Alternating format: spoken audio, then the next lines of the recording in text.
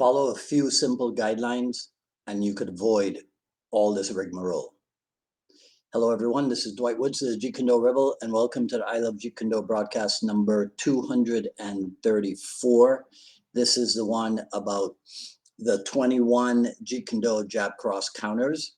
As you're logging in, please say where you're logging in from, hit the like button, feel free to continue doing so throughout the broadcast. If you're catching the simulcast over on the YouTube, while you're over there, be sure to like, subscribe, and hit the notification bell as well. If you enjoy my work and you'd like to support the program, please visit jkdrebel.com, click on the Rebel Gear link, and that's where you'll see stuff like this. The JKD Notables coffee mug, also available as a hoodie, long sleeve t-shirt, short sleeve sweatshirt, all that good stuff. But of course, the best thing you can do is to share this video and spread the word about the I Love Jeet Kune Do broadcast. So, rhetorical question. Are there really 21 counters to the jab cross in Jeet Kune Do? We could say it depends on who you ask. It could depend on at what time period you ask the question, right? The responses that you get might depend on if somebody's playing with you or if they're really trying to be helpful. It might also depend on whether or not you ask the question as a joke, as I'm pretty much doing today, rhetorical wise, all kinds of situations. If I was forced to, I could probably come up with more than 21 responses to the jab cross. Now, if you follow my podcast, you might have an inkling as to where this idea for a topic originated. Okay. A question that you could ask is why would anyone want to have or want to come up with 21 different responses to the jab cross, right? So here's why I thought about this.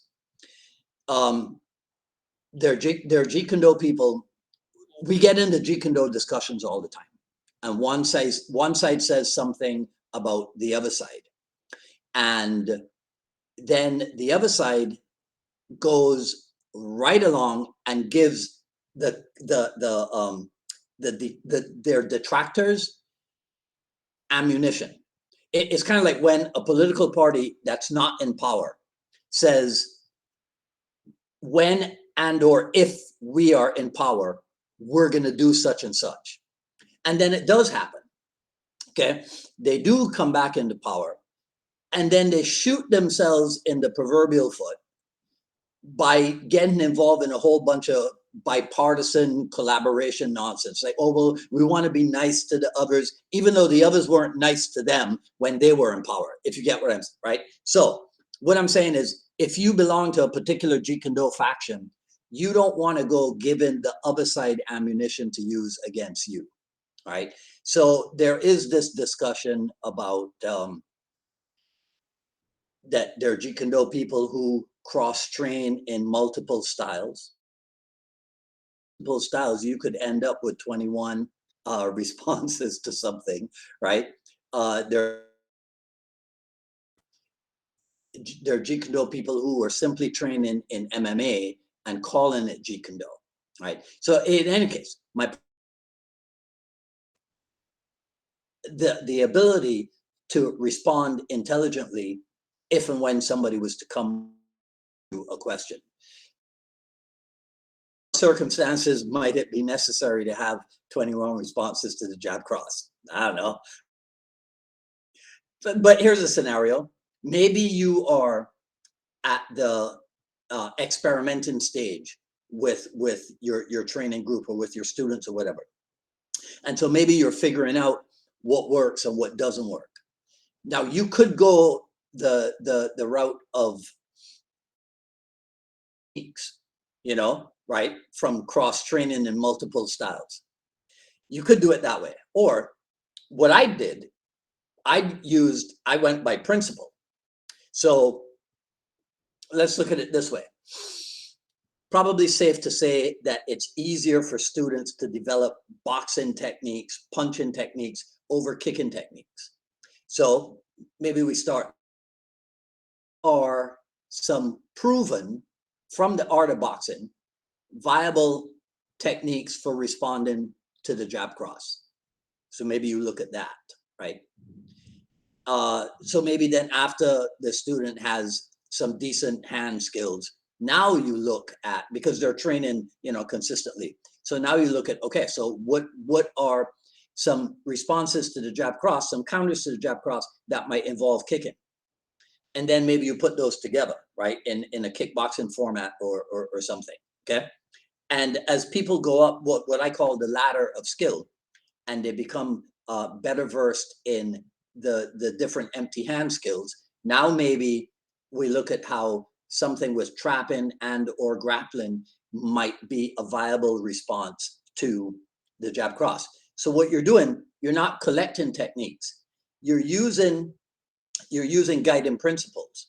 What is a possible grappling response to the jab cross? What's a possible trap into something response to the jab cross? It's not collecting techniques from a number of techniques from this style, number of techniques from this style, putting them together and coming up with a number of things and calling that your Jeet Kune Do curriculum, or the curriculum at your school, or your level whatever curriculum, or your whatever color curriculum, and that type of thing, right?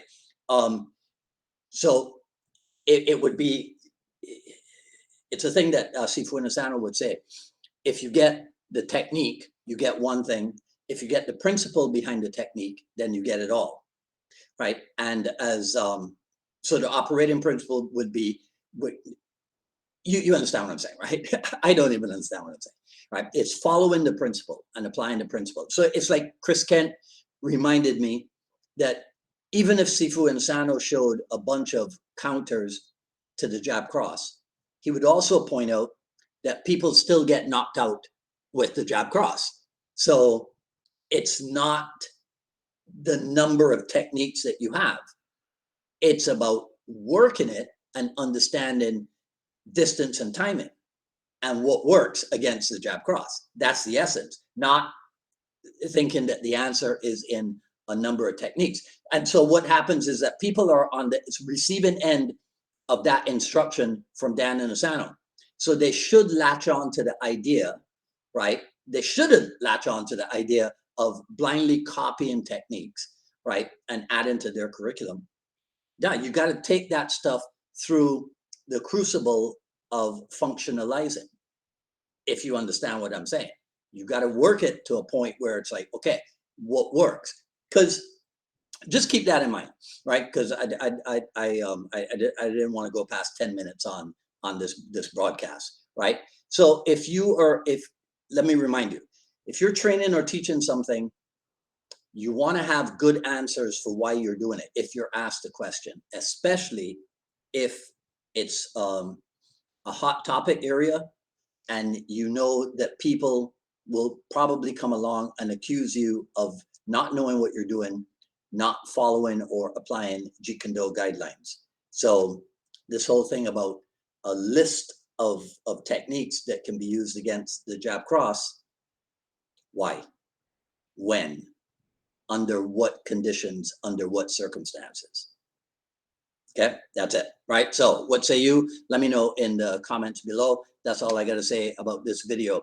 If you like what you heard, please comment, rate, subscribe, hit the notification bell. Follow me on Twitter at Dwight Woods and on Instagram at Dwight D Woods, at paypal.me/unified MA Miami, the Jeet Kune Do Journey Volume 1, raw but edited version. And coming up, hey, do I have this here? No, I don't think I do. No, I don't. But coming up on, let me see if I can pull it up in a quick bit here. On Friday is episode 229 of the Jeet Kune Do Dialogues with Alex Huisman of Iron Monkey Jeet Kune Do in the Netherlands.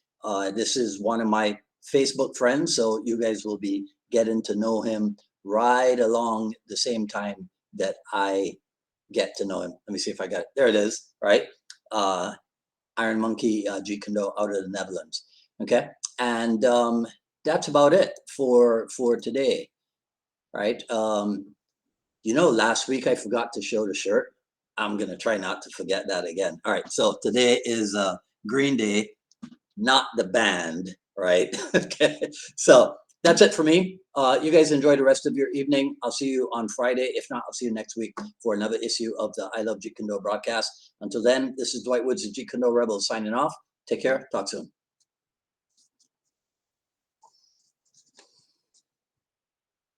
Whoa.